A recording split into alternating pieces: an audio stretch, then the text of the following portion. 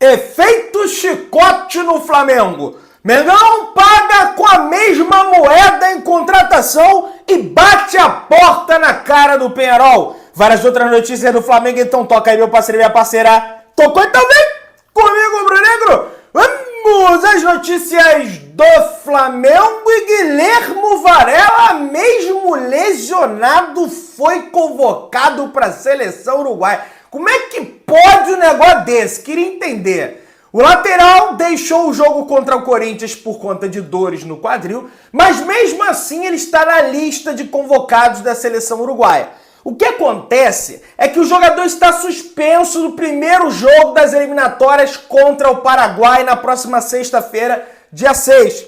Ele passará por reavaliação médica na quinta-feira, dia 5, após reapresentação no elenco. E caso tenha condições, viaja no mesmo dia para se apresentar à seleção celeste. Portanto, o nome dele está na lista, mas ele ainda não viajou. Tá de folga no Flamengo, né? O Flamengo tá em folga aí até a próxima quinta. Na quinta vai no CT, vai ser reavaliado, o Flamengo vai mandar para o Uruguai. Olha, o Uruguai não tem condição de jogo. Tanto é que o De La Cruz, o De Arrascaeta e o Vinha sequer foram cogitados para ser convocado. Mas como a lesão do Varela foi essa última aí, depois dessa vergonha do Flamengo contra o Corinthians, ainda vai ter essa reavaliação aí no CT Ninho do Urubu. Vamos ver o que vai dar. Eu até torço para que não seja nada demais. Vai lá, joga pela seleção uruguaia para a gente ter o jogador disponível também para jogar contra a equipe do Bahia e torcer para que seja apenas dores, né? Afinal de contas, a gente já tem aí um caminhão de lesão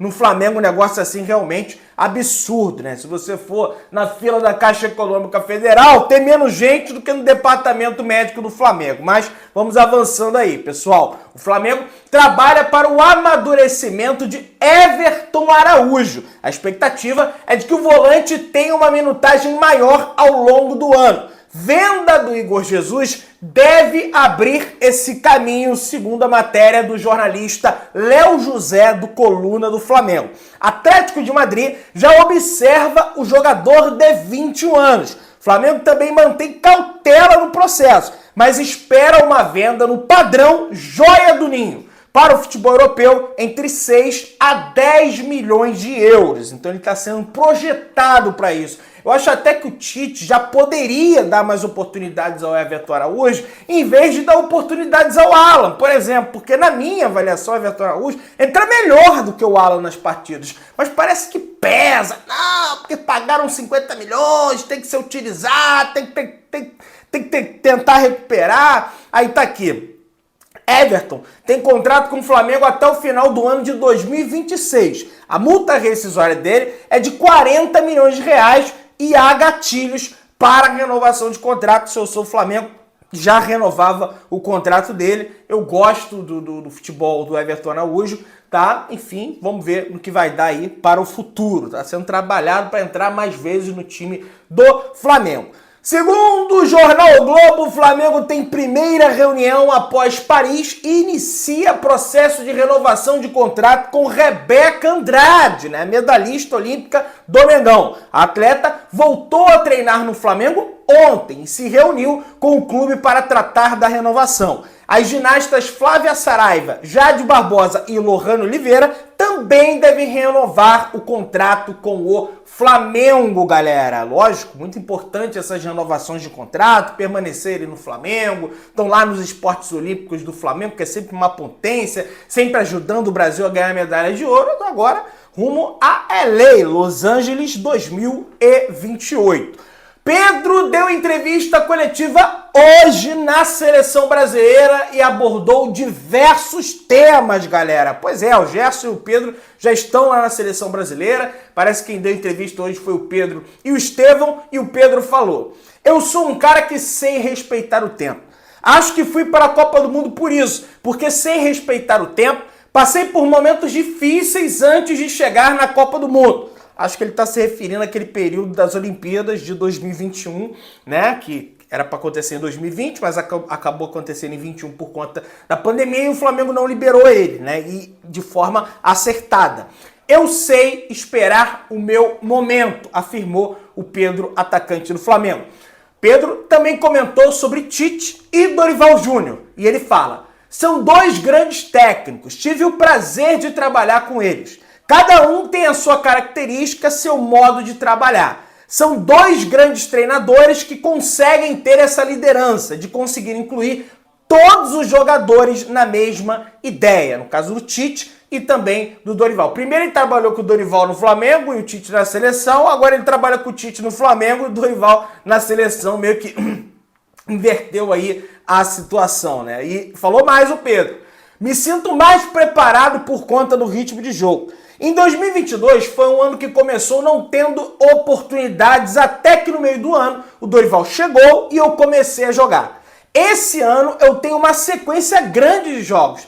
Eu, com certeza, me sinto muito mais preparado, né? E o Pedro, ele começa a ser titular do Flamengo por conta da lesão do Bruno Henrique, né? O Bruno Henrique lesiona, o Flamengo fica sem um jogador e o Dorival muda o esquema, que foi uma grande sacada do Dorival no ano de 2022, e bota o Pedro junto do Gabigol, né? O Gabigol saindo mais da área, circulando aí, né? Naquele 4-4-2 losango, o Flamengo foi muito feliz naquele ano, beleza? Falou sobre o Endrick, o Pedro também. Olha aí. O Endrick, eu não preciso falar nada. É um jogador de qualidade grande, letal no ataque, tem uma finalização poderosa. Juntos, vamos aprender um com o outro, crescer com o outro.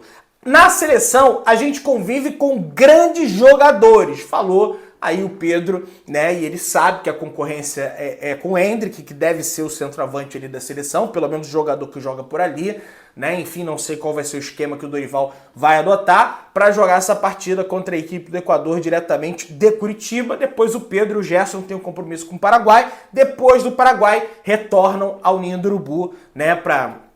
Nem sei se estarão disponíveis aí para o confronto contra o Bahia. Vai depender se vai jogar ou se não vai jogar. Enfim, ainda bem que o Paraguai é uma viagem curta aqui para o Rio de Janeiro. É bem rapidinho. Rapaz, o Neto, no Donos da Bola, detonou o Tite. Não, mas detonou de verdade. Olha o que o Neto falou. Enquanto o Tite estiver no time do Flamengo, não vão ganhar nada. Não vão ganhar títulos. É um treinador extremamente covarde em relação ao time que tem. É um técnico que chega na coletiva e quer falar do torcedor que xingou. Torcedor xinga todo mundo, toda hora. Falou o Neto. Olha, gente, fala um negócio pra vocês. Eu acho que o Neto tá certo, viu? Eu sei que tem muita gente que é contra o Neto, que é isso. E essa história do Tite ir pra coletiva, não, porque xingaram a minha mãe, cara... Eu que nem sou técnico do Flamengo, eu não sou nada, né, comparado ao Tite. Eu vou nos estádios, o pessoal reconhece, o pessoal também xinga a minha. Manda eu tomar naquele lugar. Então assim, cara, isso aí, cara, é uma coisa que não vai mudar, sabe? Parece até que quer desviar um pouco o foco ali da entrevista coletiva, sabe? Aí vai o cara do Corinthians, pergunta a ele, aí ele aproveita desviar o foco, aí todo momento não fala do assunto principal, que foi a derrota do Flamengo. Então, eu concordo com o Neto nisso, sabe? E as partidas do Flamengo, sobretudo fora de casa, são partidas muito ruins, gente. Muito abaixo da crítica. E o Arthur Mullenberg, que comenta lá no podcast do GE, também falou: o Tite está há quase um ano aqui. Ele jamais se deixou contaminar pelo Flamengo. A maneira do Flamengo ser, ele se recusou a aceitar. Ele quer que o Flamengo seja o Tite, e não deu certo.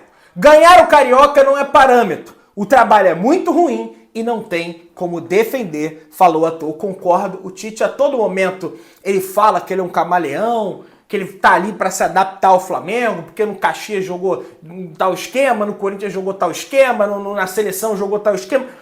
Mas a grande realidade é que o Tite ele quer moldar o Flamengo da forma dele. Não é verdade que ele quer se moldar a forma do Flamengo.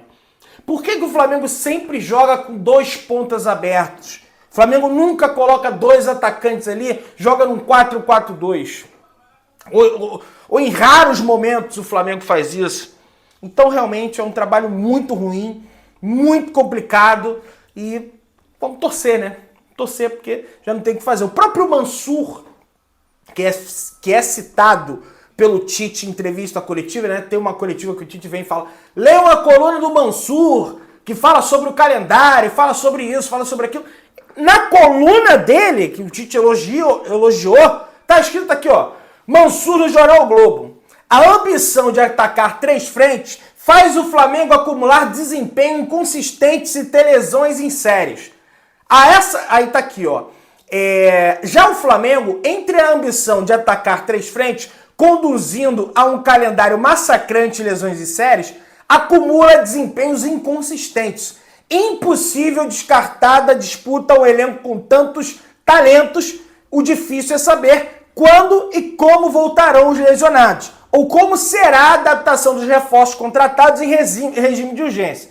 A essa altura do ano, esperava-se jogos encantadores, atuações convincentes em maior número de um time tão capaz. Mas, neste calendário disfuncional, é difícil demarcar até onde vai a responsabilidade de técnicos e a partir de que ponto o trabalho deles vira o exercício de adaptação. Pois é, mas o que cita o Mansur aqui? Não dá para atacar as 3 frentes. Por que quando o Flamengo teve 2 competições, eu queria fazer essa pergunta pro Tite, por que quando o Flamengo teve 2 competições, que foi o Carioca e a Libertadores, o Tite priorizou, deu uma prioridade clara final do Carioca em relação ao primeiro jogo da Libertadores contra o Milionários e verbalizou isso na entrevista coletiva, e quando é hoje, eles ficam pisando em ovos para dizer qual é a prioridade do Flamengo. É as Copas? Vai cagar pro brasileiro? Parece isso, mas eles não vão admitir. Porque se o Flamengo não priorizar, não é descartar, é priorizar, e para mim tinha que ser priorizado a Libertadores e o brasileiro, que para mim é o mais importante. Se fizessem isso, a gente talvez não teriam tantas lesões, né? Mas não faz isso, vai a modo aleatório, vai botando, vai lesionando, vai tirando, vai botando outro, vai comprando, vai... E outra, eu, que sempre elogiei a capacidade financeira do Flamengo, começo a ficar preocupado também. Porque é gasto com terreno, é gasto com contratação, é gasto... Espero que esteja tudo ok aí, readequa o orçamento, contrata do fulano, enfim, vamos torcer para isso, né? Porque aí quer comprar time em Portugal, sei lá, vamos lá. Flamengo tem 5 das 10 maiores contratações de defensores nessa década do futebol brasileiro. Aí você pega o mais caro da história de defensor, esse tal desse Vitinho, esse lateral que o Botafogo comprou. Depois Matias Vinha do Flamengo, Ayrton Lucas do Flamengo, aí tem esse Agustin Giai, que é do Palmeiras, Léo Ortiz do Flamengo, Léo Pereira do Flamengo, tem o João Vitor que foi pro Vasco, o Rodrigo Caio do Flamengo. Então assim, como que o Flamengo tem tantas contratações caras pro setor defensivo e o pior setor que tem do time do Flamengo é a defesa?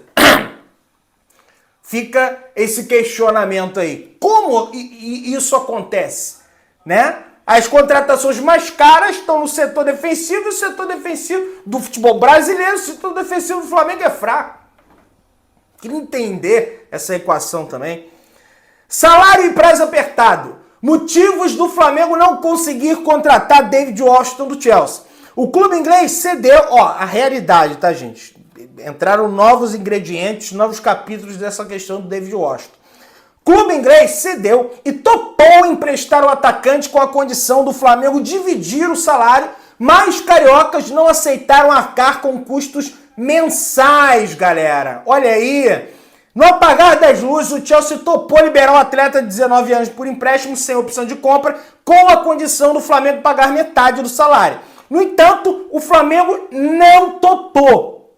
Os jogadores e seus empresários entendiam que o Flamengo era o melhor destino, mesmo com o interesse do Rio Ave de Portugal. Ambos consideravam o rubro-negro uma boa vitrine e o fato de disputar 3 competições também pesou. Eles conseguiram convencer os ingleses que nas últimas horas da janela toparam vender o jogador. Mas o Flamengo não topou. E como viviam as últimas horas da janela, os clubes ficaram sem tempo para continuar a negociação.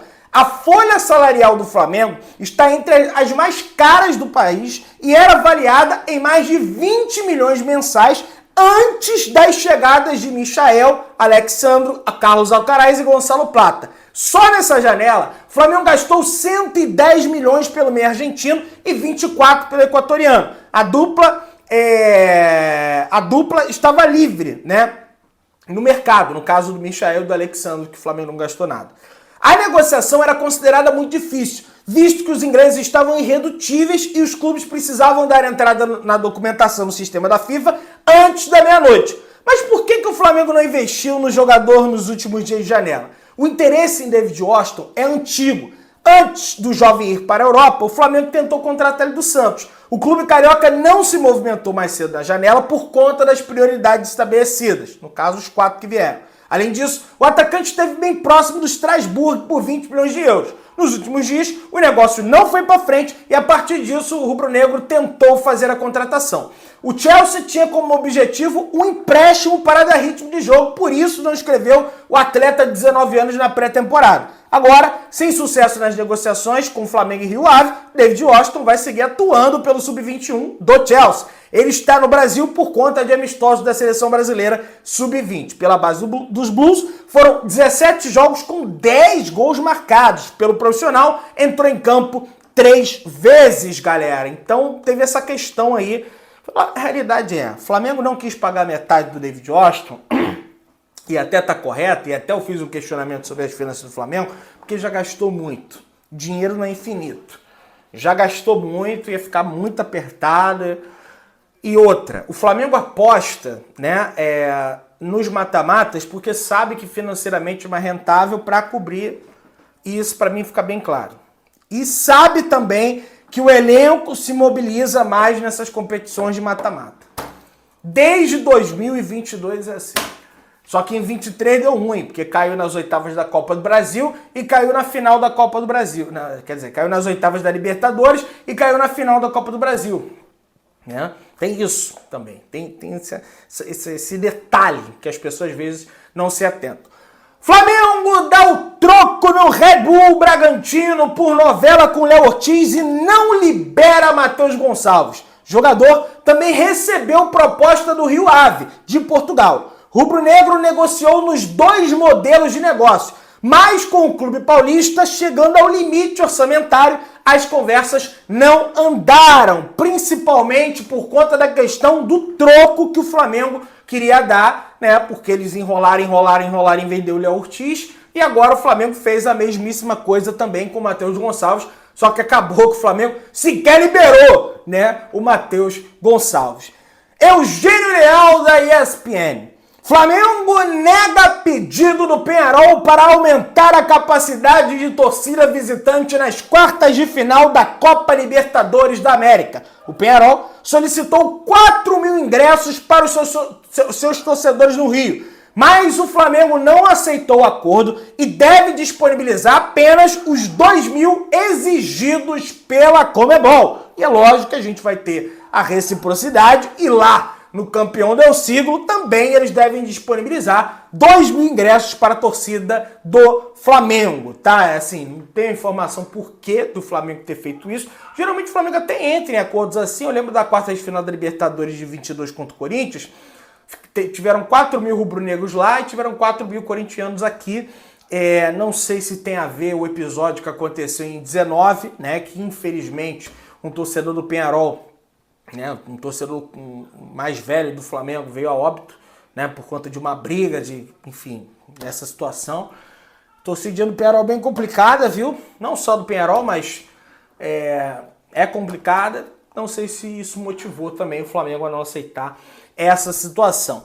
De volta, com o objetivo de recuperar jogadores lesionados durante a pausa da data FIFA, o Flamengo tem grandes chances de contar com Gabigol e Léo Pereira na volta no dia 12 de setembro, na quinta-feira, no confronto do Flamengo diante da equipe do Bahia, meu parceiro e minha parceira rubro-negra. Portanto, notícia boa. E o Arrascaeta também está incluído nessa situação, já deve trabalhar com bola aí, entrar naquele processo de transição com bola, já no retorno do Flamengo, beleza? Você que tá aí, dá aquela moral de sempre, se inscreva no canal, aciona o sininho da notificação, deixa o teu like, tamo juntão, saudações rubro-negras.